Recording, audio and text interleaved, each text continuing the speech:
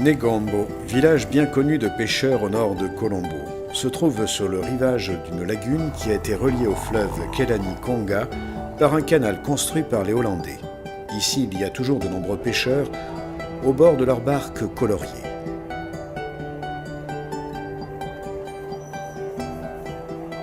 Durant la colonisation hollandaise et portugaise, la ville a été un florissant port commercial, en particulier pour le commerce de la cannelle.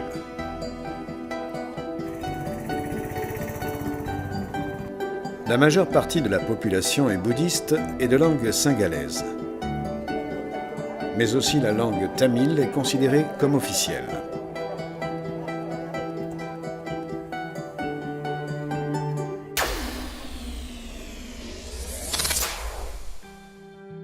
Les deux groupes ethniques, après une récente guerre civile de presque 30 ans, sont arrivés à une pacification et au désir commun de relancer la vie économique et culturelle du pays. Les Salésiens arrivèrent au Sri Lanka en 1956 et ils ont désormais une présence bien solide composée d'œuvres qui accueillent surtout des jeunes en difficulté. L'activité de formation scolaire primaire, moyenne ou professionnelle est probablement celle qui est la plus appréciée, du moment qu'elle accueille et aide vraiment beaucoup de jeunes, refusés par d'autres réalités, car trop pauvres. L'Institut Don Bosco de Negombo a débuté en 1963, grâce au don d'un terrain de la part de l'évêque de l'époque. À cette époque, les personnes et les jeunes ne comprenaient pas la valeur du centre de formation professionnelle. Il y avait une section d'installation industrielle, 3 installations de soudure, 3 tours et 2 fraiseuses.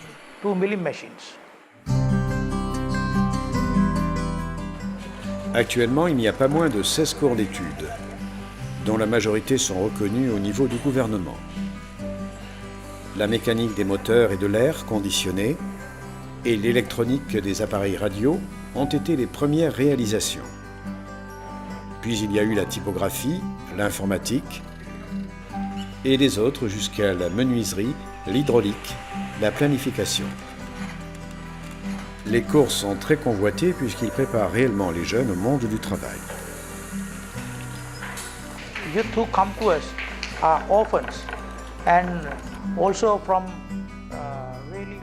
La plus grande partie des jeunes viennent de familles très pauvres et qui ont de grosses difficultés pour payer la pension.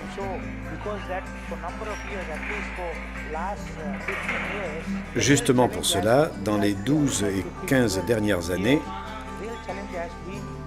notre vrai défi a été celui de payer les enseignants, d'acheter du matériel et de payer les factures de l'électricité. Il y a de nombreux orphelinats gérés soit par l'État que par l'Église. Mais quand les jeunes arrivent aux 15-16 ans, ils sont éloignés de l'Institut, car l'État ne leur permet pas de rester. Et donc, ils viennent ici.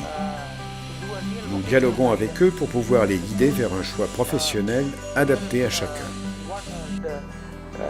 The suitable vocational path for them.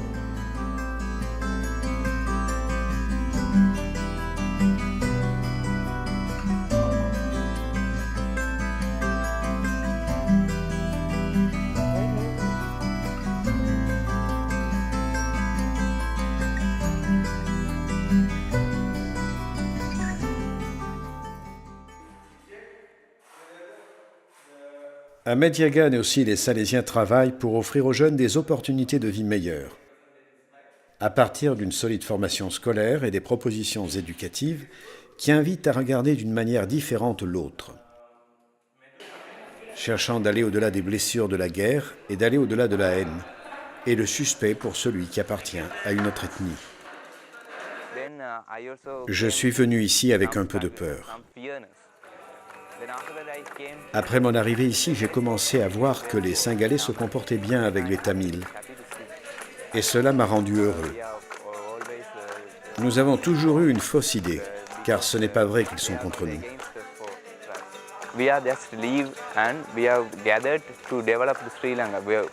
Nous vivons et nous restons ensemble pour développer le Sri Lanka. Nous voulons développer notre pays. L'Institut de Medhyagan a débuté en 2010, avec l'objectif de former des ingénieurs civils pour notre pays. Et cela parce qu'après le tsunami, le pays avait besoin d'ingénieurs civils.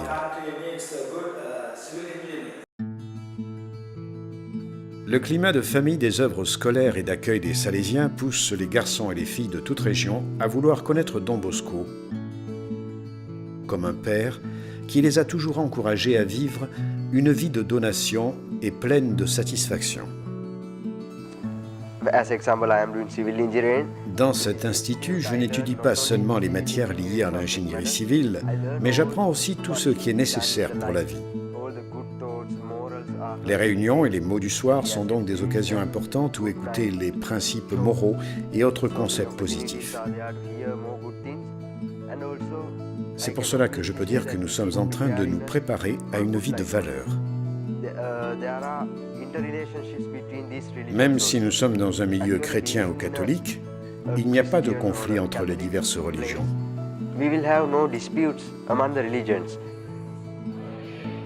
Les cours sont aussi ouverts aux filles. Dans une société globalisée toujours plus en compétition, complexe et pauvre en valeurs, il est important d'offrir des opportunités de formation intégrale qui se concentrent sur le développement de la personne dans son intégrité.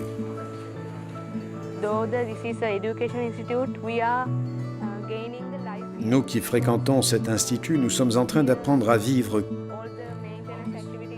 car nous nous occupons aussi de tous les travaux d'entretien. Nous faisons la cuisine, travaillons au jardin, le nettoyage et toutes les autres activités domestiques. C'est pour cela que je dis que le fait d'être ici est très utile pour notre vie future. Et puis quand nous sommes avec les pères, nous nous occupons de l'aspect religieux. Et cela est très important car la société moderne ne court qu'après la richesse. Il est fondamental de former les jeunes afin que dans l'avenir, ils soient des personnes honnêtes et religieuses. Les années de guerre ne comptent pas, ce qui compte est la lutte d'aujourd'hui. Une lutte faite de petits gestes qui portent à la fraternité, à l'union et au désir de paix. En plus des différences ethniques et religieuses, il y a la valeur de chaque être humain.